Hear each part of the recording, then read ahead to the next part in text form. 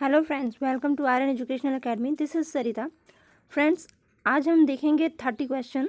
Most important question है friends C TET junior level के लिए। सी टेट जूनियर लेवल का फॉर्म जिसने भी फिल किया है वो तैयार हो जाए फ्रेंड्स हमारे साथ इन क्वेश्चंस की स्टडी करने के लिए। So start now friends. हम 31 क्वेश्चन पर हैं आज, क्योंकि 30 क्वेश्चन हम पिछली वीडियो में कर चुके हैं। तो आप पिछली वीडियो में जाकर 31 क्वेश्चन देखिएगा, प्लेलिस्ट में जाइएगा और ढेर सारे हमारे वीडियोज़ बन चुके हैं, तो आप वहाँ से स्टडी कर सकते हैं।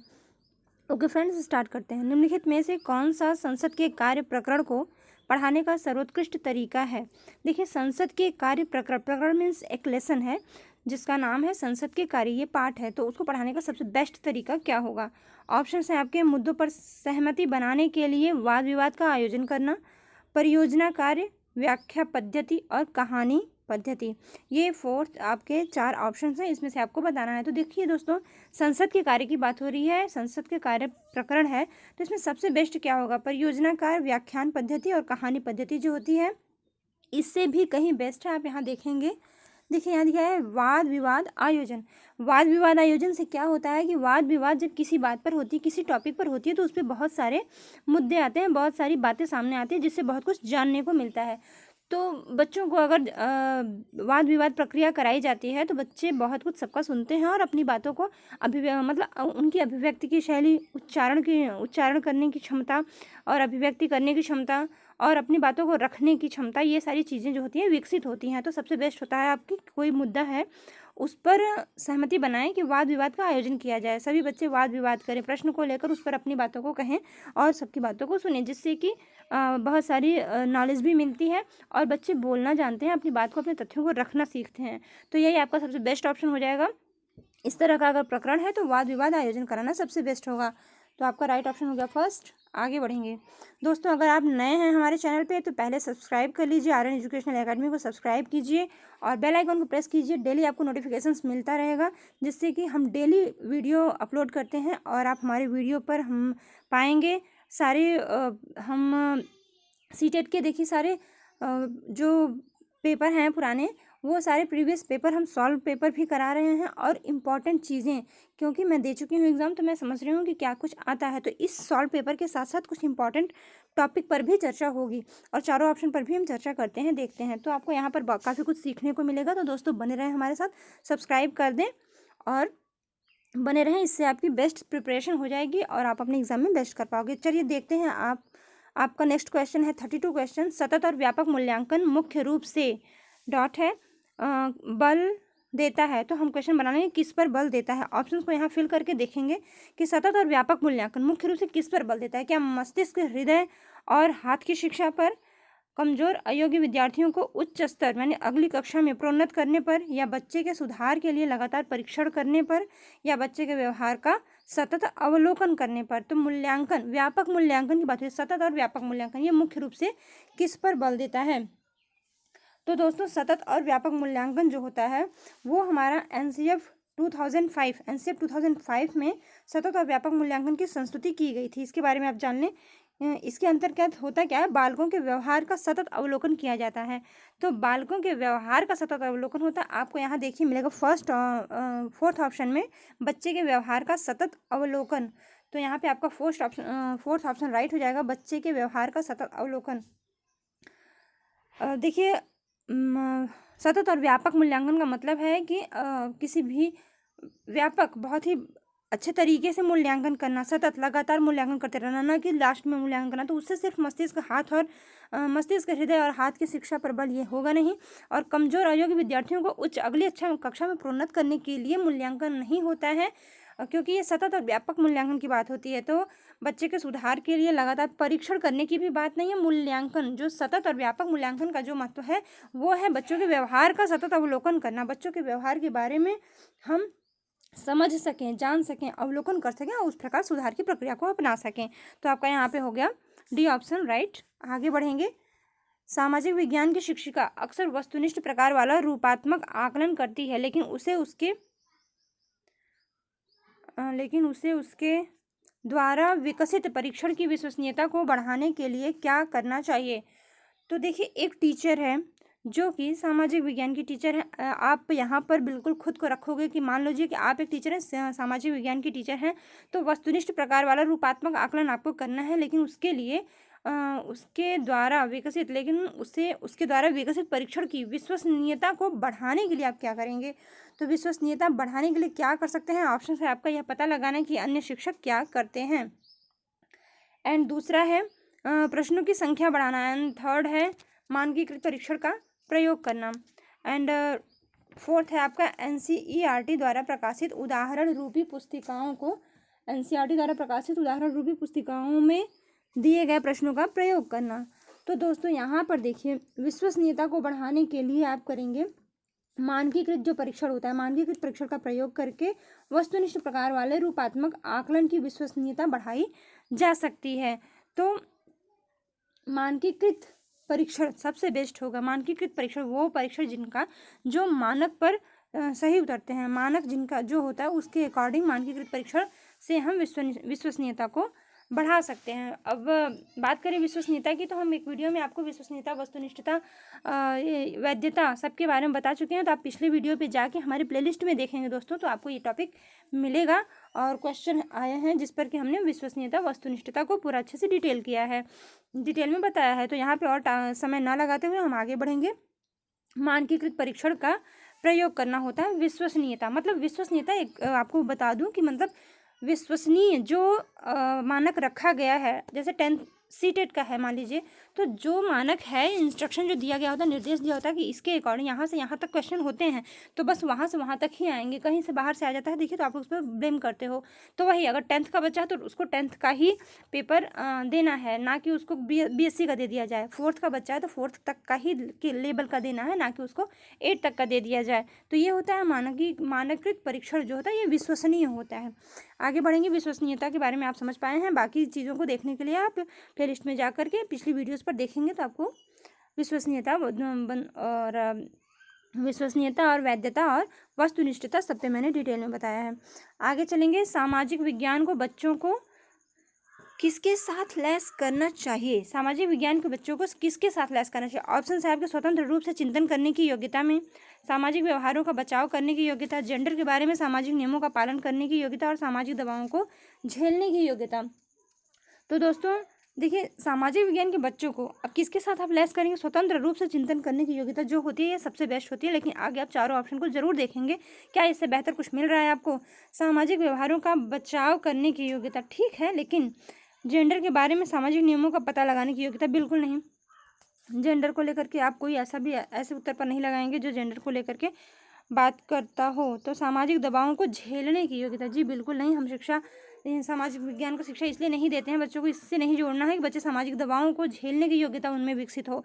तो सामाजिक दबावों को झेलना नहीं है, बल्कि समाज को एक नए रूप में परिवर्तन करना है ज्ञान से।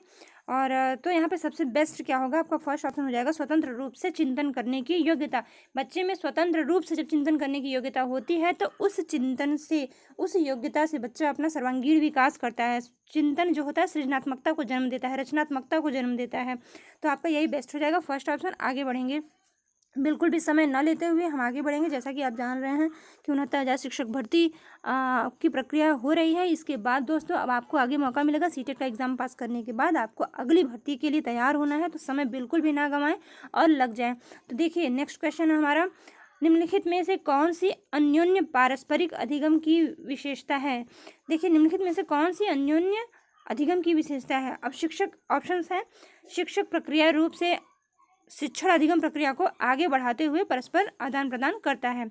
दूसरा ऑप्शन है, शिक्षिका विद्यालय में कार्य करते हुए अपनी शिक्षा को पूरा करती है। एंड थर्ड ऑप्शन है, सीखने का उत्तरदायित्व विद्यार्थियों और शिक्षक दोनों के द्वारा साझा किया जाता है। एंड फोर्थ ऑप्शन है, भूलने के कारणों को संबोधित करते हुए सीखना अग्रसारित होता है। तो दोस्तों निम्नलिखित में से कौन सी अन्योन्य अधिगम की विशेषता है। अधिगम की अन्योन्य विशेषता, अन्योन्य का मतलब होता है पारस्परिक, अधिगम की पारस्परिक विशेषता। तो यहाँ पे दोस्तों आपका हो जाएगा, अन्योन्य का अर्थ होता है पारस्परिक। और ऑप्शंस हैं आपके, शिक्षक सक्रिय रूप से शिक्षण अधिगम प्रक्रिया को आगे बढ़ाते हुए परस्पर आदान प्रदान करता है। और सभी ऑप्शन पे जाएंगे, देखेंगे जरूर दोस्तों। और शिक्षिका विद्यालय में कार्य करते हुए अपनी शिक्षा को पूरा करती है। सीखने का उत्तरदायित्व विद्यार्थियों और शिक्षक। ओके, देखिए पारस्परिक का अर्थ क्या हुआ? पारस्परिक का अर्थ, पारस्परिक ही इसमें अन्योन्य का अर्थ हुआ पारस्परिक। और पारस्परिक और अन्योन्य ये जो शब्द मिला है, इनसे आप, ये बहुत ही गूढ़ शब्द है एक तरीके से, तो इनसे आप उत्तर पर जाएंगे। पारस्परिक का अर्थ होता है एक दूसरे से। तो यहाँ पर देखिए सी ऑप्शन कह रहा है कि सीखने का उत्तरदायित्व शिक्षा विद्यार्थियों और शिक्षक दोनों के द्वारा साझा किया जाता है। तो निम्नलिखित में से अन्योन्य मतलब अधिगम की, सीखने की जो विशेषता होती है वो पारस्परिक रूप से किससे किससे होगी? तो पारस्परिक रूप से उत्तरदायित्व होता है सीखने का शिक्षक और एक शिक्षार्थी द्वारा, अर्थात विद्यार्थियों और शिक्षक दोनों द्वारा साझा किया जाता है। राइट ऑप्शन आपका सी हो जाएगा। आई होप आप समझ पाए होंगे। बिल्कुल भी समय न गंवाते हुए आगे बढ़ेंगे और लग जाएंगे हम अपने तैयारी पर। देखिए 36 क्वेश्चन है, समाज विज्ञानों के नियामक मानदंड संबंधी आयाम निम्नलिखित आयामों में से किसे शामिल करते हैं? समाज विज्ञानों के नियामक मानदंड संबंधी आयाम, समाज जो है समाज विज्ञान के जो है मानदंड संबंधी आयाम जो है उसे शामिल करते हैं। तो किसे शामिल करते हैं? उपयोगिता को, अकाट्यता को, प्रासंगिकता को, समानता को। यहाँ पर दोस्तों समाज विज्ञानों के नियामक मानदंड संबंधी आयाम, ऐसे शब्द दिए जाते हैं कि कभी कभी समझने में कन्फ्यूज़न होती है, बट समझने का प्रयास कीजिएगा। नियामक मानदंड संबंधी आयाम जो हैं तो कौन कौन से हैं? ये उपयोगिता है, अकाट्यता है, प्रासंगिकता है और समानता है। तो इनमें से किसे शामिल करेंगे आप? तो समाज जो है देखिए वो समानता को महत्व देगा। उपयोगिता किसी चीज़ की उपयोगिता है, ठीक है। अकाट्यता जो कि अकाट्य हो, ऐसी चीज़ जिसका कोई भेद ना हो, जिसको मतलब किया ही ना जा सके दूर, वो एक फैक्ट होगी, अकाट्य होगी। ऐसी बात ना की जाती है समाज में, ऐसी बात नहीं की जाती है जो कि अकाट्य हो, जिसका कि कोई तोड़ ना हो सके। और प्रासंगिकता, प्रासंगिक बातों से भी सामाजिक विज्ञान के नियामक मानदंड संबंधी आयाम दिया गया है। तो जो नियामक मानदंड जो होते हैं सामाजिकरण का जो मानदंड होता है वो समानता पर डिपेंड होता है, समानता को वो विकसित करने की बात करता है। तो समाज में समानता होनी चाहिए, इसलिए सामाजिक मानदंड आपका हो जाएगा 36 का ऑप्शन डी, समानता। समझने वाली चीज़ें हैं दोस्तों कुछ। और मौसमी उपकरणों के द्वारा मौसम संबंधी सूचनाएं एकत्र करना उदाहरण है। मौसमी उपकरणों के द्वारा मौसम संबंधी सूचनाएं एकत्र करना कैसा उदाहरण है? तृतीयक आंकड़ों का उदाहरण, विधागत आंकड़ों का उदाहरण, प्राथमिक आंकड़ों का उदाहरण और द्वितीयक आंकड़ों का उदाहरण। तो यहाँ पर आपका राइट ऑप्शन हो जाएगा सी, प्राथमिक आंकड़ों का उदाहरण। बात है देखिए समझिएगा, मौसमी उपकरणों के द्वारा मौसम संबंधी सूचनाएं जो एकत्र की जाती हैं, मौसम संबंधी जो सूचना एकत्र की जाती है वो प्राथमिक आंकड़ों के अंतर्गत ही की जाती है। और स्टार्टिंग में जो आंकड़े मिलते हैं कि मौसम संबंधी सूचना की बात है ना, तो पहले प्राथमिक आंकड़े जो होते हैं उन्हीं पर मौसम संबंधी सूचना जो है दी जाती है। फिर उसके बाद कोई डिसीजन लिया जाता है कि करना क्या है।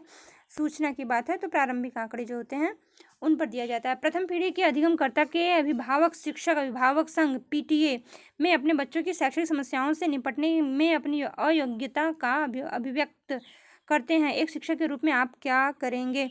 दोस्तों टीचिंग एप्टीट्यूड के क्वेश्चन इसमें इंक्लूड होते हैं। देखिए मैं हर तरह की क्वेश्चन लेके आई हूँ।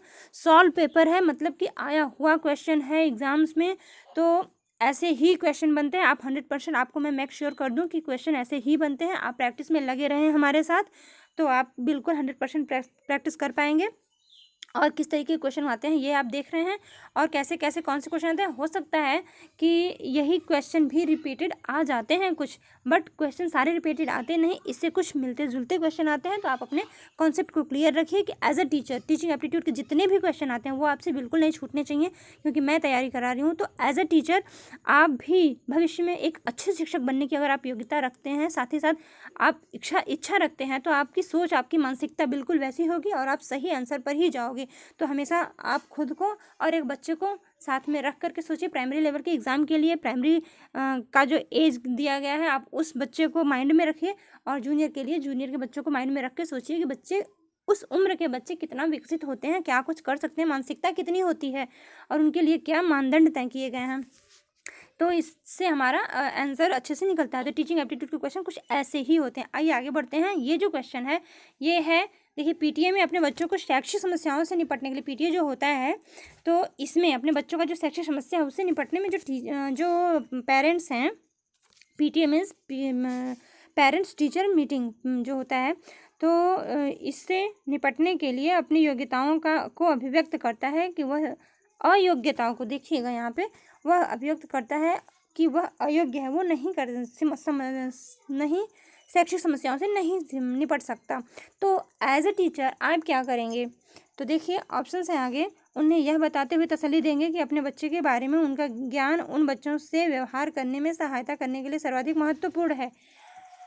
और दूसरा ऑप्शन क्या है? उन्हें घर पर विभिन्न प्रकार की अध्ययन सामग्री से समृद्ध वातावरण उपलब्ध कराने के लिए कहेंगे। या तीसरा, उन्हें प्रौढ़ शिक्षा के लिए स्थापित केंद्रों में जाने के लिए कहेंगे। या फिर चौथा है, उन्हें अपने बच्चों द्वारा घर पर पढ़ाई पर दिए जाने वाले समय को ध्यानपूर्वक देखने के लिए कहेंगे। तो दोस्तों क्या करेंगे आप? अगर एक बच्चा है, जो एक पेरेंट्स हैं जो कि अक्षम हैं, अयोग्य हैं, मतलब उतने पढ़े लिखे नहीं हैं कि अपने बच्चों को पूरा केयर कर सकें, तो वो आप आ करके पीटीएम में आपसे बात करते हैं कि ऐसी समस्या है, तो आप उन्हें क्या कहेंगे? क्या आप कहेंगे कि आप प्रौढ़ शिक्षा में जाइए, आपका पढ़ना बेहद ज़रूरी है, आप अगर पढ़ेंगे तभी आपका बच्चा पढ़ेगा? तो ये बिल्कुल भी गलत हो जाएगा। देखिए आप उन्हें प्रौढ़ शिक्षा के स्थापित केंद्रों में जाने के लिए कहेंगे, तो दोस्तों ये तो बिल्कुल ही गलत हो जाएगा। ऐसा तो आपको करना नहीं है। करेंगे क्या आप? तो देखिए मेरा तरीका यही रहा है दोस्तों। देखिए ना, अगर आपको जब नहीं समझ में आता है कि क्या करना है तो क्या क्या नहीं करेंगे, आप ये निकाल दीजिए, फिर आपके क्वेश्चन ऑप्शंस जो होते हैं कम हो जाते हैं। हमें क्या नहीं करना है उसको हमने हटा दिया, तो ऑप्शंस दो या एक ही फैक्ट ऑप्शन बचेगा या फिर दो बचेगा, जिसमें आप अच्छे से आप समझ पाएंगे, सोच पाएंगे। देखिए उन्हें घर पर विभिन्न प्रकार की अधिगम सामग्री समृद्ध वातावरण उपलब्ध करने को कहेंगे। अब घर पर देखिए अधिगम सामग्री समृद्ध उपलब्ध करें। ज़रूरी नहीं है कि हर एक पेरेंट्स समृद्ध हो, आर्थिक स्थिति सबकी अच्छी हो, वो बच्चों के लिए कर सके। और फिर अगर वो घर पर ही कर लेगा तो स्कूल में क्यों भेजता है बच्चा टीचर के पास? सरकार की योजनाओं से लाभान्वित हो सके बच्चा, और शिक्षक जो योग्य हैं उन्हें अपने तरीके से योग्य कर सके, इसलिए तो बच्चे को स्कूल भेजा जाता है। तो ये बिल्कुल गलत होगा। और पहला, उन्हें यह बताते हुए तसल्ली देंगे कि अपने बच्चों के बारे में उनका ज्ञान उन बच्चों से व्यवहार करने में सहायता करने के लिए सर्वाधिक महत्वपूर्ण है। मतलब कि आप फ्रस्ट्रेट कर रहे हैं आप एक पेरेंट्स को कि देखिए आप अगर अयोग्य हैं, अगर आपके पास ज्ञान नहीं है तो बहुत दिक्कत हो जाएगी। आपका शिक्षक होना बहुत ज़रूरी है बच्चे के लिए, बच्चे के अच्छे व्यवहार के लिए। तो ये भी आपको नहीं करना है दोस्तों। आप कहेंगे कि उनका, देखिए अगर पेरेंट्स पढ़े लिखे होते हैं तो वो ध्यान दें, उनको ये कहा जाता है। लेकिन अगर नहीं भी पढ़े लिखे हैं तो वो उन्हें अपने बच्चों द्वारा घर पर पढ़ाई पर दिए जाने वाले जो समय होते हैं उसको ध्यानपूर्वक देखने के लिए कहेंगे कि बच्चा डेली समय से बच्चा बैठ रहा है कि नहीं बैठ रहा है, तो पढ़ाई कर रहा है कि नहीं। थोड़ा सा बच्चे के साथ बैठना होता है जिससे कि बच्चों को ये रहे कि नहीं मम्मी पापा बैठे हैं और हमें पढ़ना है, बच्चा भटके ना। हाँ, जो समय है पढ़ाई का, कुछ समय तक बच्चों को समय देना होता है कि बच्चे पढ़ें। तो यहाँ पर देखिए हो जाएगा यही आपका राइट ऑप्शन डी हो जाएगा कि यह समझना चाहिए कि घर पर इस बात का ध्यान रखें कि बच्चे पढ़ाई पर पर्याप्त समय दे रहे हैं या नहीं। ओके फ्रेंड्स, टीचिंग एप्टीट्यूड में ये चीज़ें समझनी होती है, और आप जिस दिन ये चीज़ें समझने लगोगे उस दिन आपकी टीचिंग एप्टीट्यूड के एक भी क्वेश्चंस गलत नहीं होंगे। देखिए क्वेश्चंस लेंदी होते हैं, क्वेश्चन बड़े होते हैं, तो आज प्रैक्टिस करना ज़्यादा ज़रूरी है। क्योंकि वहाँ पर अगर हम प्रैक्टिस करेंगे, सिर्फ आज प्रैक्टिस नहीं करेंगे तो फिर वहाँ पे टाइम नहीं आप मैनेज कर पाओगे। टाइम मैनेज करना इज़ द मोस्ट इम्पॉर्टेंट मुद्दा है आपके लिए, टॉपिक है आपके लिए, कि टाइम मैनेजमेंट कर सकें आप, 1 मिनट में एक क्वेश्चन को आप फिल कर सकें। आपको वो बबल भी करने होते हैं, आपको गोले भी भरने होते हैं। तो आप पढ़ें, समझें, सही आंसर पर जाएं और गोले भरें 1 मिनट के अंदर। और इतने लेंदी सीटेड है, लेंदी चीज़ों को आप पढ़ें तो दिक्कत होती है। तो दिक्कत कब आपकी ख़त्म होगी? दिक्कत ख़त्म होगी जब आप पढ़ने लगेंगे, तब प्रैक्टिस करने लगेंगे। तो मेरे वीडियोस को देखिए, वॉच कीजिए, समझिए, और उसी फॉर्म को किस तरह मैं समझा रही हूँ उससे आप अपने प्रैक्टिस सेट पर अप्लाई कीजिए। रोज़ कम से कम एक ही पोर्शन 25 क्वेश्चन कीजिए, 30 क्वेश्चन कीजिए, जितना मैं समझा रही हूँ ऐसे ही एक प्रैक्टिस सेट उठाइए या फिर वही पॉज करके कीजिए, आंसर पर मत जाइए पहले जो मैं बता रही हूँ। पहले देखिए क्वेश्चन के साथ साथ मैं 4 ऑप्शन देती हूँ, उन चारों ऑप्शन को आप देखिए और पॉज करके वीडियो उसमें से खुद टिक कीजिए, फिर उसके बाद मेरा देखिए कि मैं कौन सा कर रही हूँ, तो आपको समझ में आएगा कि हाँ आपके कितने सही हो रहे हैं, आप कहाँ तक पहुँच पा रहे हैं। दोस्तों ये बातें कुछ ज़रूरी है समझानी बतानी आपको, अगर आप फर्स्ट अटैम्प्ट कर रहे हो तो अदरवाइज़ तो आप जानते ही हैं, तो अब ज़्यादा मैं नहीं कहूँगी, लेकिन वे दोस्त जो फर्स्ट अटैम्प्ट कर रहे हैं उनके लिए ये बताना ज़रूरी है, इसलिए कुछ बातें इंक्लूड करनी पड़ती हैं अपने इस वीडियोज़ में। सो फ्रेंड्स चलिए आगे बढ़ते हैं। 39 क्वेश्चन, लोकतांत्रिक राजतंत्र पढ़ाते समय सामाजिक विज्ञानों की शिक्षिका अपनी कक्षा से बातचीत करने के लिए स्थानीय कॉलेज से राजनीति विज्ञान के विशेषज्ञ को आमंत्रित करती है। इससे पहले कि विशेषज्ञ उसकी कक्षा से बातचीत करें, शिक्षिका को निम्नलिखित में से किसकी साझेदारी उनके साथ करनी चाहिए। देखिए यहाँ पे क्या हो रहा है, लोकतांत्रिक राजतंत्र पढ़ाते समय सामाजिक विज्ञान की शिक्षिका, एक टीचर है, सामाजिक विज्ञान की टीचर है, जो कि बातचीत करने के लिए स्थानीय कॉलेज से राजनीतिक विज्ञान के एक विशेषज्ञ को बुलाती है। ठीक है, तो उसके पहले विशेषज्ञ आकर के कुछ कहें, कुछ बताएं, उसके पहले एक टीचर्स को क्या करना चाहिए।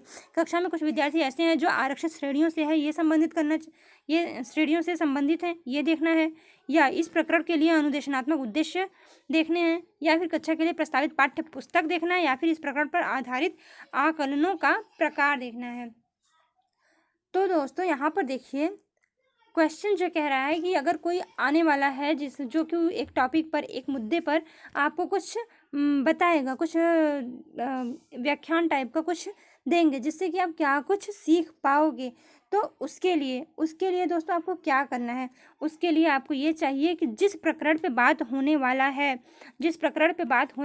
उस प्रकरण को, उस मुद्दे को के बारे में कुछ बच्चों को अनुदेशनात्मक उद्देश्य, कुछ बता दें कि आज की टॉपिक का क्या ये उद्देश्य है, आप उनसे क्या कुछ सीखेंगे, आप वो आएंगे तो आपको क्या कुछ बताएंगे, इस प्रकरण पर, इस टॉपिक के बारे में बच्चों को बता दें। आपका राइट ऑप्शन जगह बी, छात्रों का अनुदेशनात्मक उद्देश्यों की चर्चा करनी चाहिए छात्रों से।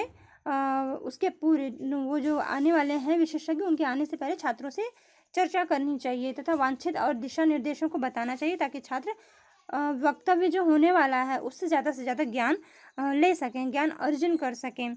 तो ये ज़्यादा इम्पॉर्टेंट है, इसलिए राइट ऑप्शन आपका बी हो गया। कक्षा के प्रस्तावित पाठ्य पुस्तकों से देखिए नहीं मतलब है, इस प्रकार आधारित आकलनों का प्रकार नहीं।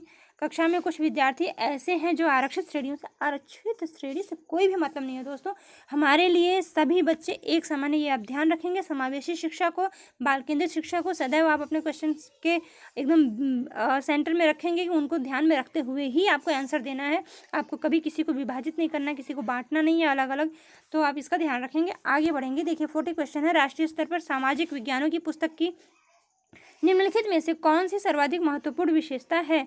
तो सर्वाधिक महत्वपूर्ण विशेषता कौन सी हो जाएगी, ऑप्शन हैं आपके, ऐसे होना चाहिए, इसे ऐसा होना चाहिए ताकि सभी सामाजिक समूह उसके साथ संबंधित हो सकें, या फिर इसे विशेषतः इतिहास लिखने में किसी विचारधारा विशेष का अनुगमन नहीं करना चाहिए।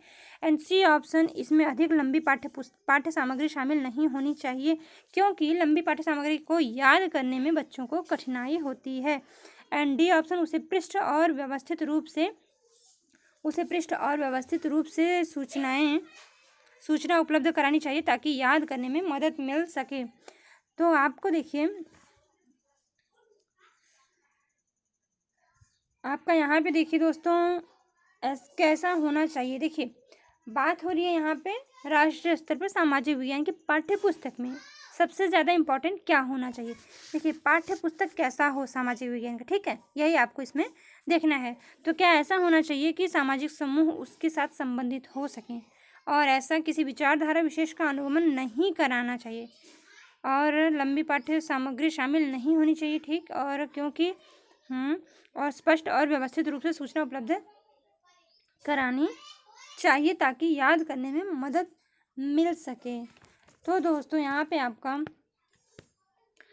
राष्ट्रीय स्तर पर सामाजिक विज्ञानों की जो पुस्तक की पाठ्य सामग्री होती है उसको इस प्रकार होना चाहिए कि वो सभी स्टूडेंट के लिए सामाजिक समूह के साथ संबंधित हो सके, उनका संबंध स्थापित हो सके, इंटरेक्ट कर सकें वो एक दूसरे से। तो ये आपका फर्स्ट ऑप्शन ज़्यादा बेस्ट होगा, ऐसा होना चाहिए ताकि सभी सामाजिक समूह उसके साथ संबंधित हो सकें, सामाजिक विज्ञानों की बात होती है जब, तो उसे एक दूसरे से संबंधित करके ही सिखाना बेटर होता है। तो ऐसा होना चाहिए कि पुस्तक, सबसे इम्पॉर्टेंट यही होना चाहिए कि वो संबंधित हो सके, उन सामाजिक समूह में क्या कुछ हो रहा है उनसे इंटरेक्ट हो सके। राइट ऑप्शन आपका ये हो जाएगा। आगे बढ़ेंगे। निम्न में से कौन सी शिक्षण सहायक सामग्री महाद्वीपों के अनुपातिक विवेचन व आकार को दर्शाने के लिए सबसे अधिक उपयुक्त हैं? दोस्तों ध्यान दीजिएगा, सबसे इम्पॉर्टेंट जो होगा वही आप करेंगे। चारों में जो बेस्ट होगा, कहीं कहीं आपको 2 ऑप्शन बेस्ट मिलेंगे, लेकिन उनसे भी बेस्ट आपको देखना होगा क्या होगा।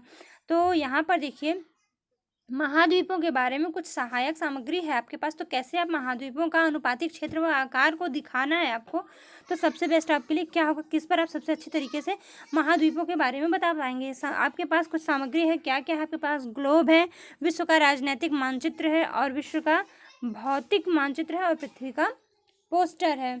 तो ये सारी जो चीज़ें हैं दोस्तों, इसमें आपको बताना क्या है, महाद्वीपों के अनुपातिक क्षेत्र व आकार को दर्शाना है। ठीक है, तो महाद्वीपों के अनुपातिक क्षेत्र और आकार को दर्शाने के लिए सबसे बेस्ट आपका हो जाएगा ये जो है बी ऑप्शन, बी ऑप्शन हो जाएगा, विश्व का राजनैतिक मानचित्र। अब कैसे होगा, देखिए विश्व का जो राजनैतिक मानचित्र होता है उसका उपयोग सबसे ज़्यादा देखिए सहायक सामग्री में यूज़ किया जा सकता है, क्योंकि विश्व का जो भौगोलिक मानचित्र होता है उसके तहत क्या क्या आती हैं चीज़ें, देखिए नदी, झील, पर्वत, पठार, ये सारी चीज़ें कहाँ आती हैं, तो विश्व के भौतिक मानचित्र के तहत ही आप ये सारी चीज़ें दिखा सकते हैं ना। तो विश्व का जो राजनैतिक मानचित्र का उपयोग एक सबसे बेस्ट हो जाएगा, क्योंकि विश्व के भौतिक मानचित्र के तहत नदी, झील, पर्वत, पठार आदि को प्रदर्शित किया जा सकता है। तो भौतिक मानचित्र के द्वारा नदी, झील ये सब दिखाया जा सकता है, तो भौतिक मानचित्र तो होगा नहीं, होगा क्या, राजनैतिक मानचित्र, क्योंकि पूछा भी तो यही है ना कि अनुपातिक क्षेत्र व आकार को, क्षेत्र व आकार सबसे अच्छे से दिखाया जा सकता है आपका राजनैतिक मानचित्र के यूज़ से। तो राजनीतिक मानचित्र से आप क्षेत्र, महाद्वीपों का कौन सा क्षेत्र कहाँ पे है, इस राजनीतिक मानचित्र मैप जो होगा उसमें बता सकेंगे कि इस महाद्वीप का कौन सा क्षेत्र। बात होती रही है दोस्तों, समझिएगा, क्षेत्र और आकार की, क्षेत्र और आकार की जब बात होगी तो आप ग्लोब पे नहीं दिखा पाओगे, और भौतिक मानचित्र जो होता है वो तो नदियाँ, झील, पर्वत, पठार के लिए होता है। पृथ्वी का पोस्टर, अब पृथ्वी के पोस्टर पे आप क्या समझा पाएंगे, राजनैतिक मानचित्र पर ही आप उनके क्षेत्र और आकार के बारे में बता पाएंगे। सो राइट ऑप्शन आपका हो जाएगा बी। आगे बढ़ेंगे। एक कक्षा में कुछ आदिम जनजाति के बच्चे भी शामिल हैं, आदिम जनजाति के बच्चे शामिल हैं तथा इसके कारण उस कक्षा में सांस्कृतिक विविधता का माहौल है। शिक्षक द्वारा इसका प्रभावी ढंग से इस्तेमाल करने हेतु निम्नलिखित में से कौन सा तरीका सबसे उपयुक्त होगा? ऑप्शन है आपके, विद्यार्थियों से अपनी संस्कृति और उनके द्वारा सबसे अधिक मूल्यवान अथवा सम्मानित बिंदुओं से जुड़े प्रकरणों पर क्रियात्मक शोध करने के लिए कहना, एंड बी हो जाएगा आदिम जनजाति शिल्पकृतियों और पोशाकों को प्रदर्शित करना, एंड सी हो जाएगा आदिम जनजाति के विद्यार्थियों से कहना कि वे अपनी जनजाति के बारे में बताएं और पढ़ाए जाने वाले प्रकरणों के साथ उसे जोड़ना, एंड डी ऑप्शन हो जाएगा स्वतंत्रता आंदोलन में बिरसा मुंडा जैसे स्वतंत्रता सेनानियों की भूमिका को उजागर करना।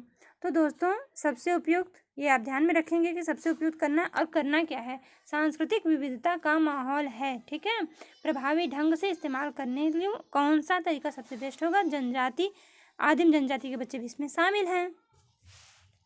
तो दोस्तों यहाँ पर देखिए, आपका कक्षा में उपस्थित सांस्कृतिक विविधता का माहौल, वो जो सांस्कृतिक विविधता का जो माहौल होता है उसको प्रभावी और सकारात्मक रूप से यूज़ करने के लिए हमें शिक्षक को विद्यार्थियों से अपनी संस्कृति और उससे जुड़े मूल्यों के बारे में, अगर हम बात करते हैं, अपनी सांस्कृतिक विविधता की बात है, माहौल है, उसको प्रभावी करना है। तो कैसे प्रभावी करेंगे, जब हम संस्कृति से जुड़े मूल्यों पर क्रियात्मक कोई कार्य करवाएंगे, एक्टिविटी कराएंगे, तभी तो होगा। तो सांस्कृतिक चीज़ों से जुड़ी क्रियात्मक एक्टिविटीज़ करानी चाहिए, उस पर प्रोजेक्ट कार्य करा सकते हैं, क्रियात्मक शोध करने के लिए हम कह सकते हैं। तो देखिए आपको दोस्तों ये पहला ही ऑप्शन बेस्ट लग रहा है। आदिम जनजातियों की शिल्पकृतियों में पोशाक को प्रदर्शित, देखिए ये तो अलग करने की बात होगी ना कि आदिम जनजाति जो उनकी शिल्पकृति और पोशाकों को दिखाएं, सिर्फ आपको अपने संस्कृति को, आपकी जो संस्कृति है उसे आप विविधता, सिर्फ आदिम जनजाति का दिखाएंगे तो एक ही हुआ ना, विविधता। कितनी विविधता है, कई प्रकार के देश हैं, जितनी देश, कितने प्रांत, कितनी बोलियां, कितनी भाषाएं, कितने पोशाक, कितने नृत्य, कितनी, सब कुछ विविधता से भरा हुआ हमारा देश है। तो हमारे देश की जो संस्कृति है, विविधता है, उसे आप दर्शाने के लिए क्रियात्मक शोध करेंगे। सम्मानित बिंदुओं से जुड़े प्रकरणों पर क्रियात्मक शोध करने के लिए कहेंगे। तो बच्चे जब उस पर अपनी संस्कृति द्वारा जुड़े सबसे मूल्यवान अथवा सम्मानित बिंदुओं पर जब बच्चे क्रियात्मक शोध करेंगे तो बच्चे जान पाएंगे कि कितनी विविधता है, क्या कुछ है। राइट ऑप्शन आपका फर्स्ट हो जाएगा। आई होप आप समझ पाए होंगे। पॉज करके समझने की कोशिश ज़रूर कीजिएगा। बाकी सारे क्वेश्चन बहुत ही संकुचित थे। आपका बेस्ट ऑप्शन वही होगा जो सबसे विस्तृत होगा, जो सबसे सही वही होगा जो सबसे ज़्यादा चीज़ों को लिए हुए होगा। आगे बढ़ेंगे 43 क्वेश्चन में। निम्नलिखित में से कौन सा पूरा पाषाण स्थल है? कौन सा पूरा पाषाण स्थल है? ये तो फैक्ट बेस्ड क्वेश्चन है। चलिए देखेंगे ऑप्शन। भीमबेटका, बुरजहोम, इमाम गांव और हल्लर। तो दोस्तों आपका यहाँ पे देखिए कह रहा है पूरा पाषाण स्थल। तो पूरा पाषाण स्थल तो आपका भीमबेटका ही है कि नहीं? पूरा पाषाण स्थल की बात हो रही है तो भीमबेटका है। भीमबेटका के बारे में कुछ जानकारी ले लीजिए आप। देखिए भीमबेटका क्या है? एक प्रसिद्ध पूरा पाषाणकालीन स्थल है जो कि मध्य प्रदेश में स्थित है। मध्य प्रदेश के भी, ध्यान दीजिएगा, मध्य प्रदेश के रायसेन जिले में स्थित है। भीमबेटका गुफा मध्य प्रदेश के रायसेन जिले में स्थित है। और भीमबेटका गुफा में शैल चित्रों के अवशेष प्राप्त हुए थे। कहाँ हुए थे? भीमबेटका गुफा में शैल चित्रों के अवशेष प्राप्त हुए थे। ये है कहाँ? मध्य प्रदेश में रायसेन जिले में। ठीक, चलिए इससे आपको ये जानकारी प्राप्त हुई। फर्स्ट ऑप्शन ही हो गया आपका। आगे बढ़ेंगे। देखिए क्वेश्चन है डॉट डॉट डॉट के अलावा, मतलब किसके अलावा निम्नलिखित कारक सामाजिक विज्ञान शिक्षण के आधार पर निर्माण करते हैं? सामाजिक विज्ञान शिक्षण के आधार पर निर्माण करते हैं। तो आपके ऑप्शन है, देखिएगा। फर्स्ट ऑप्शन पाठ्य सामग्री पर सूचनाओं का स्थानांतरित करने, एंड बी ऑप्शन समाज की आलोचनात्मक समझ विकसित करने, सी ऑप्शन विश्लेषणात्मक कौशलों को बढ़ावा देने, एंड डी ऑप्शन वैश्विक दुनिया में समायोजन के लिए सामाजिक कौशलों को बढ़ावा देने। तो दोस्तों यहाँ पर देखिए ऑप्शन ए जो है पाठ्य सामग्री पर सूचनाओं का स्थानांतरित करने, किसके अलावा। ध्यान दीजिएगा दोस्तों, अब ये क्वेश्चन नेगेटिव फॉर्म में हो गई, नहीं लिखा हुआ है, लेकिन फिर भी कह रहा है किसको छोड़कर, किसके अलावा। मतलब आप देख लीजिए कौन कौन सी चीज़ें हैं जो सामाजिक विज्ञान के शिक्षा पर आधार पर निर्माण करती हैं, लेकिन कौन सा नहीं करता है वो निकालना। मतलब किसके अलावा, देखिए ये चीज़ किसके अलावा, इन चारों में से सामाजिक विज्ञान शिक्षण के आधार पर निर्माण करते हैं। तो पाठ्य सामग्री पर सूचनाओं का स्थानांतरित करने और समाज की आलोचनात्मक समझ विकसित करने। यहाँ पर दोस्तों देखिए सामाजिक विज्ञान शिक्षण का मुख्य उद्देश्य क्या होना चाहिए? विद्यार्थी में विश्लेषणात्मक कौशल का विकास होना चाहिए। है, देखिए विश्लेषणात्मक कौशल का विकास ये बिल्कुल होना चाहिए। और वैश्विक समायोजन के लिए सामाजिक कौशलों को बढ़ावा भी दिया जाना चाहिए। और समाज की आलोचनात्मक समझ विकसित भी करना चाहिए। बच्चों के अंदर स्वतंत्र सोच विकसित करना चाहिए। बच्चों में स्वतंत्र सोचने की क्षमता विकसित करना चाहिए। हाँ, कह रहा है कि क्या किसके अलावा, वो क्या नहीं होगा? तो पाठ्य सामग्री पर सूचनाओं का स्थानांतरित करना, ये नहीं होगा। सूचनाओं का जो स्थानांतरण सामाजिक शिक्षण के आधार का निर्माण नहीं करता। सूचनाओं का स्थानांतरण सामाजिक शिक्षण का निर्माण नहीं करता, वो बेस नहीं बनता है। तो आपका फर्स्ट ऑप्शन राइट हो जाएगा। किसके अलावा बोला है, समझिएगा बात को, कि किसको छोड़ के बाकी सभी हैं। तो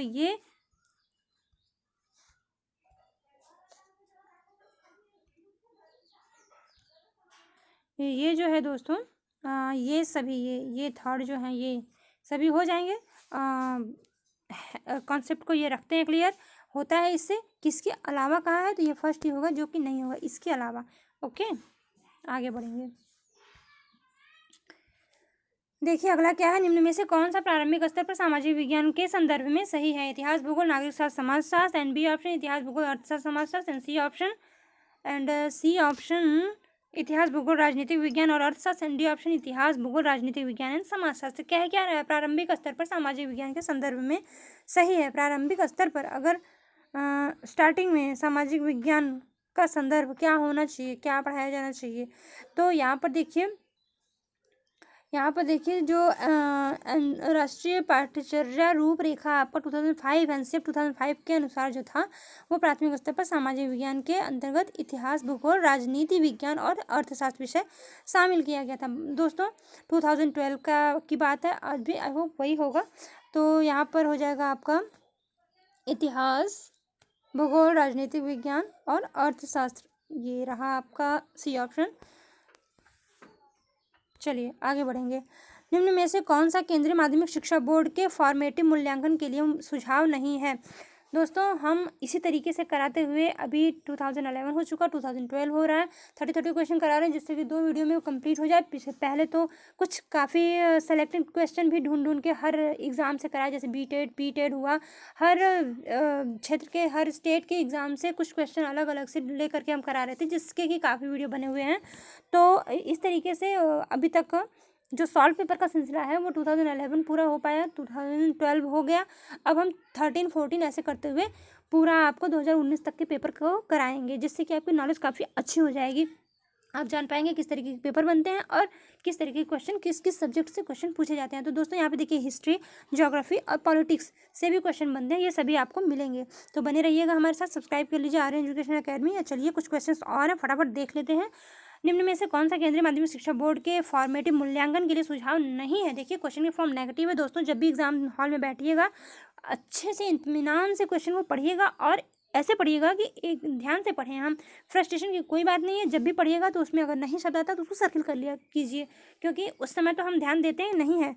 4 ऑप्शन को पढ़ने में उसमें जब कन्फ्यूजन होती है या क्वेश्चन ऑप्शन लेंदी होते हैं तो हम भूल जाते हैं, और नहीं को भूल जाते हैं तो उसको सर्किल कर लेंगे तो आपका ध्यान केंद्रित रहेगा वहाँ पे कि हमको ऐसे ही निकालना है। अब देखिए अधिक आवृत्ति से परीक्षण करना है, एनबी ऑप्शन है प्राथमिक पाठ्य सामग्री के लिए प्रामाणिक स्रोतों का उपयोग, एंड सी ऑप्शन है पोस्ट स्रोत आधारित विश्लेषण, डी ऑप्शन है मॉडल और चार्ट।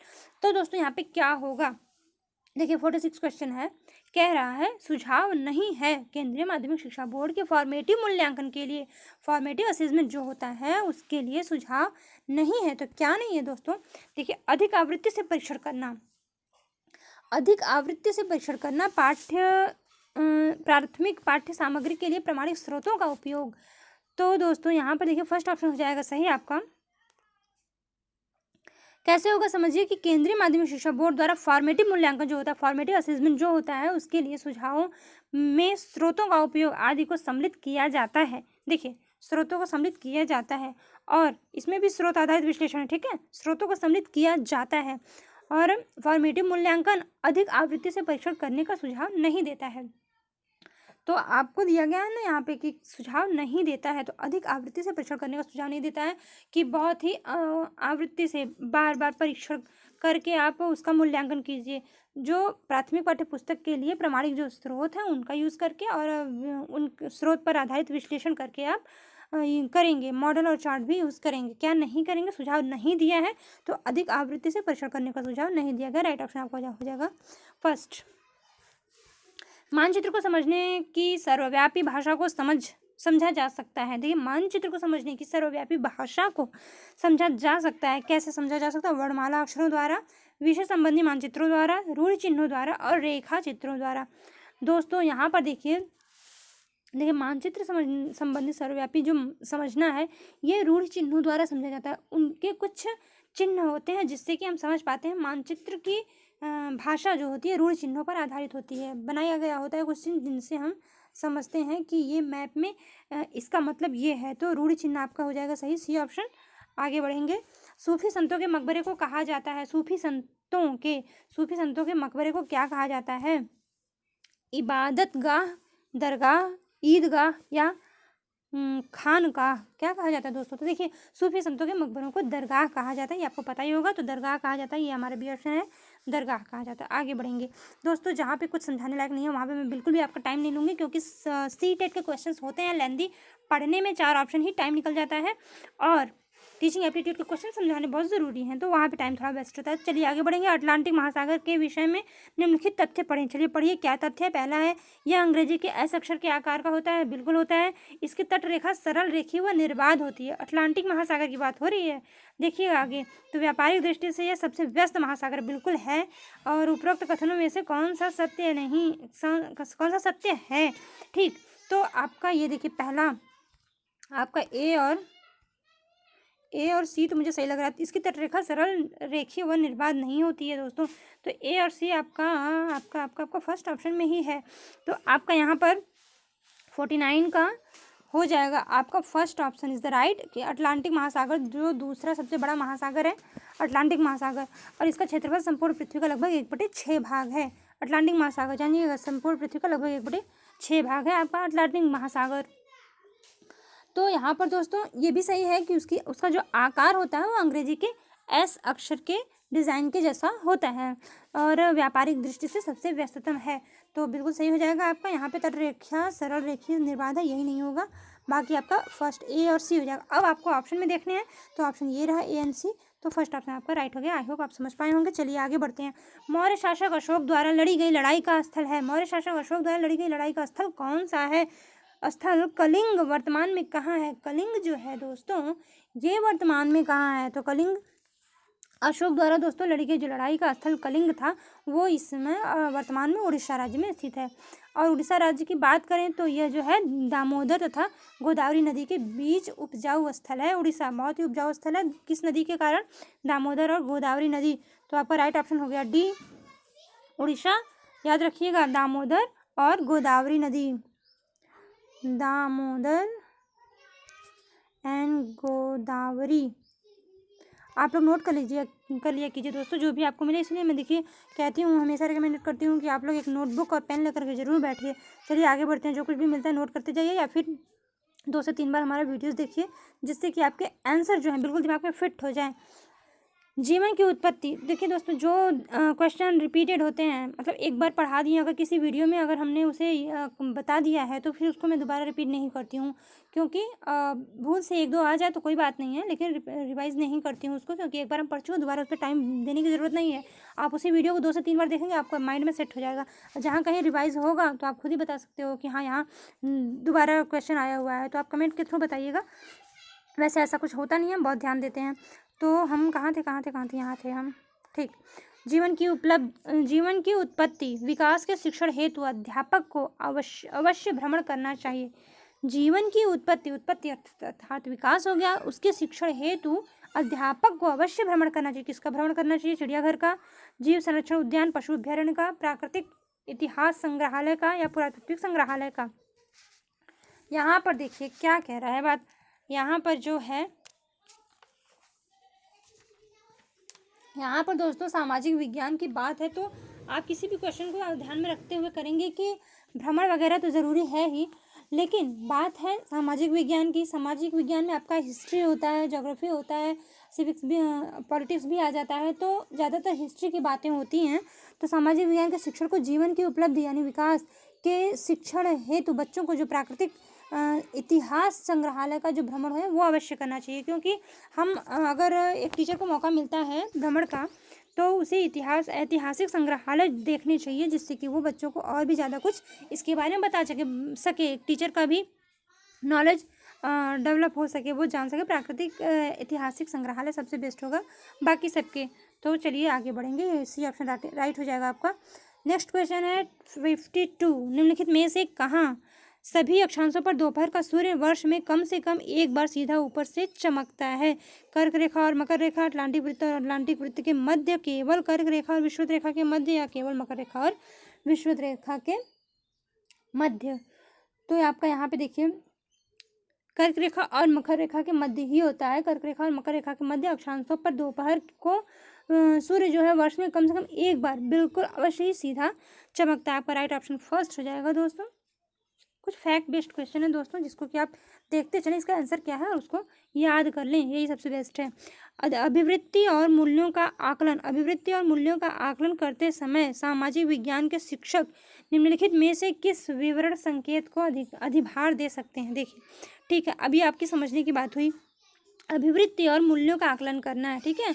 तो सामाजिक विज्ञान के जो टीचर है वो इन चारों में से सबसे ज़्यादा संकेत अधिभार दे सके, सबसे ज़्यादा किसको लेगा दोस्तों समझिएगा। यहाँ पे बच्चे दूसरों के साथ श्रेय की साझेदारी न करें, बच्चे दूसरों के साथ श्रेय की साझेदारी न करें, रोजाना शिक्षक का अभिवादन न करना, दूसरों के विचारों को निष्क्रिय रूप से स्वीकार करना और प्रश्न पूछने के लिए स्वतंत्र महसूस करना।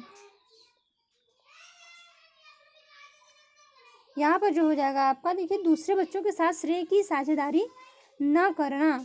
यदि विद्यार्थी दूसरे बच्चों के साथ श्रेय की साझेदारी नहीं करते हैं तो अभिवृत्ति और मूल्यों का जो आकलन होता है वो करते समय सामाजिक विज्ञान का शिक्षक शिक्षार्थी की इस प्रवृत्ति की गणना कर सकता है। अब यहाँ देखिए, बहुत समझने की बात है कि बात हो रही है, देखिए, आकलन, ध्यान दीजिएगा, आकलन की बात हो रही है एक टीचर के लिए कि अगर एक टीचर आकलन कर रहा है किसी बच्चे की, तो उसे देखिए रोजाना शिक्षक का अभिवादन करता है नहीं करता, ये थोड़ी सी ध्यान देने की बात है। लेकिन एक टीचर सिर्फ और सिर्फ अपने ऊपर ही क्या, बच्चा विद्यालय में सिर्फ यही सीखने आता है कि हमें रोज़ाना टीचर का अभिवादन करना ही है, तो ये बच्चे के संस्कार में होता है, बच्चे टीचर का अभिवादन करते हैं। अगर किसी दिन कोई बच्चा मिस कर देता है तो आप उसको पॉइंट नहीं करेंगे, लेकिन पॉइंट करने की चीज़ें क्या होती हैं, देखिए, दूसरों के साथ विचारों को निष्क्रिय रूप से स्वीकार करना। निष्क्रिय रूप से विचारों को वो स्वीकार कर ले, ऐसा तो नहीं होगा कि निष्क्रिय रूप से स्वीकार कर ले, वो अपना सक्रिय रूप से स्वीकार करे तो ठीक है। प्रश्न पूछने में स्वतंत्र महसूस करना तो होना ही चाहिए। तो सबसे बेस्ट देखिए यहाँ पर होगा इसलिए पहला कि दूसरे बच्चों के साथ श्रेय की साझेदारी। अगर कोई बच्चा, देखिए बात यहाँ पर समझने की होगी, अगर कोई बच्चा किसी भी चीज़ का श्रेय खुद लेता है, किसी को उसमें साझेदार नहीं बनाता है, तो ये उसके एक संकुचित माइंड की तो ओर ले जाता है कि वो बच्चा बहुत ही क्या कह सकते हैं उसको कि एहसान फरामोश या कुछ ऐसे, मतलब कह सकते हैं कि जो खुद के बारे में सिर्फ सोचे। लेकिन बच्चों को हमें क्या बनाना है, व्यवहारिक उद्देश्य भी कुछ होते हैं, व्यवहारिक ज्ञान बच्चों को देना है और आपको बच्चों को ऐसा बनाना है जिससे कि वो सहयोग की भावना उसमें विकसित हो, बच्चे एक दूसरे से इंटरेक्ट करके सीखें, एक दूसरे के अंदर सहयोग की भावना, एक दूसरे के विकास की और की भावना की, मतलब प्रेम की भावना बढ़े। तो दूसरे बच्चों के साथ श्रेय की साझेदारी ना करना। अगर बच्चे को श्रेय कुछ मिला और वो बच्चा, जैसे ग्रुप में काम हो रहा है, ठीक है, और ग्रुप में एक लीडर है और बाकी सभी उनके साथ काम कर रहे हैं, तो सिर्फ अकेला एक लीडर तो पूरे कार्य को नहीं कर देता है, लेकिन नाम होता है कि हाँ इस ग्रुप ने ये किया है, समझिएगा, इस ग्रुप ने ये किया है। तो सभी लोग तो ग्रुप लीडर को मानते हैं, जबकि जानते हैं कि पूरे समूह के साथ कार्य हुआ है। ग्रुप ए फर्स्ट है, ठीक, या ग्रुप बी फर्स्ट है, तो उसके लीडर जो है उनके नाम को पहले लिया जाता है, क्योंकि वो संचालन करते हैं और सभी कार्य करते हैं, उनके दिशा निर्देश में कार्य होता है। लेकिन ग्रुप का लीडर का काम है कि वो अपने सभी मेंबर को बराबर श्रेय दे और वो कहे कि यह जो उपलब्धि है वो सिर्फ और सिर्फ मेरी नहीं, मेरे ग्रुप के कारण हुई है। तो श्रेय की साझेदारी ना करना, इस पर शिक्षक अवश्य ध्यान देंगे, अधिभार देंगे, संकेत ये देना चाहिए कि नहीं बच्चा, आपको श्रेय सबको देना होगा। अगर बच्चा कुछ ऐसा गलती करता है तो वहाँ पे शिक्षक को अधिभार दे सकता है, संकेत दे सकता है कि यहाँ गलत है बेटा, आपको ये श्रेय सबको देना होगा। तो बात कुछ इस तरीके की, तो आप समझिएगा, आई होप आप समझ चुके होंगे। आगे बढ़ते हैं, करते करते प्रैक्टिस बनेगी दोस्तों, किसी एक ही क्वेश्चन पर टिक के ज़्यादा टाइम वेस्ट करना ज़रूरी नहीं है, करते करते प्रैक्टिस बन जाएगी। सामाजिक विज्ञानों के किसी शिक्षक के लिए कक्षा में हाल ही में हुई चर्चा के बारे में कौन सा तथ्य सर्वाधिक ध्यान देने योग्य है। देखिए, सामाजिक विज्ञान की एक कक्षा है, उसमें सबसे ज़्यादा चर्चा के बारे में, हाल ही में कोई चर्चा हुई है जिसके बारे में तथ्य सबसे इम्पॉर्टेंट, ध्यान किस पे आप देंगे। ऑप्शंस हैं आपके यहाँ पर। कोई भी विद्यार्थी दूसरे विद्यार्थियों से पूर्ण रूप से सहमत नहीं था, विद्यार्थियों ने सब सह विद्यार्थियों की बात सुनने से बिल्कुल मना कर दिया और सी ऑप्शन है, विद्यार्थी सीधे ही अपने सह विद्यार्थियों से प्रश्न करने लगे थे और विद्यार्थियों ने अपने सह विद्यार्थियों के बीच में ही टोकना शुरू कर दिया था। दोस्तों यहाँ पर देखिए कह रहा है सबसे ज़्यादा ध्यान आप किस पर देंगे, तो बीच में टोकना शुरू कर दिया, बात ही हो नहीं पाई। बीच में यदि टोकना शुरू कर दिया तो ये तो गलत है, आप बच्चे को पूरी तरीके से अपनी बात को कहने दीजिए। विद्यार्थी सीधे अपने सही विद्यार्थियों से प्रश्न करने लगा, ये भी गलत है। दोस्तों देखिए यहाँ पे चर्चा की बात हो रही है ना, चर्चा करना है तो ध्यान आप देंगे कि सबसे बेस्ट क्या होगा। देखिए सीधे अगर किसी एक दोस्त से चर्चा बात की जाए, प्रश्न किया जाए, तो ये चर्चा में नहीं शामिल होता, किसी एक बच्चे से पूछा किया जा रहा है। और बीच में अगर बोलते समय आप टोका टोकी करते हैं तो बच्चा अपनी पूरी अभिव्यक्ति नहीं कर पाता है। और विद्यार्थियों ने सह विद्यार्थियों की बात सुनने से बिल्कुल मना कर दिया। अब जब बिल्कुल मना ही कर देंगे आप किसी सह विद्यार्थी की बात, तो बताइए चर्चा आगे कैसे बढ़ेगी। तो आप आइए फर्स्ट ऑप्शन पे, कोई भी विद्यार्थी दूसरे विद्यार्थियों को पूर्ण रूप से सहमत नहीं था। देखिए अब यहाँ पर भी आप शायद कंफ्यूज होंगे, समझने की कोशिश कीजिएगा। कोई भी विद्यार्थी दूसरे विद्यार्थी से पूर्ण रूप से सहमत नहीं था, ये जो बात है, अगर पूर्ण रूप से सहमत नहीं था तो क्या होगा। अगर आप हमारी किसी बात से सहमत नहीं है तो क्या करेंगे, अगर आप हमारी किसी बात से सहमत नहीं है तो आप प्रश्न करेंगे, और आप प्रश्न करेंगे तो फिर मैं जवाब दूंगी, और फिर मेरे जवाब में आप अगर संतुष्ट हो जाएंगे तो ठीक, नहीं अन्यथा आप फिर प्रश्न करेंगे, या तो आप ही के प्रश्न पे मैं भी प्रश्न कर सकती हूँ। तो इससे क्या होता है, इससे चर्चा बढ़ती है। तो कोई भी विद्यार्थी दूसरे विद्यार्थियों से पूर्ण रूप से सहमत नहीं था। बात समझ में नहीं अगर आ रही है तो उससे हम पूरी तरीके से सेटिस्फाई नहीं हो पाते हैं। जब सेटिस्फाई नहीं होते हैं तो उसमें क्वेश्चन बनता है, और क्वेश्चन बनता है तो चर्चा होती है।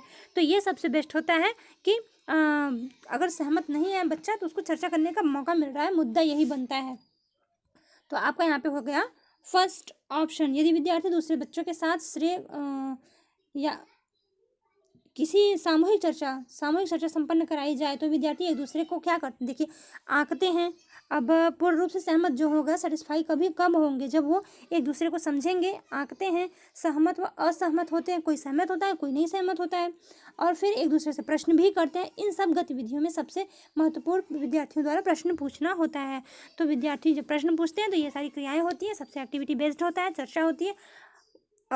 तो कुल मिला जुला के आपका फर्स्ट ऑप्शन राइट हो जाता है। यहाँ पे फर्स्ट ऑप्शन हो गया आपका राइट।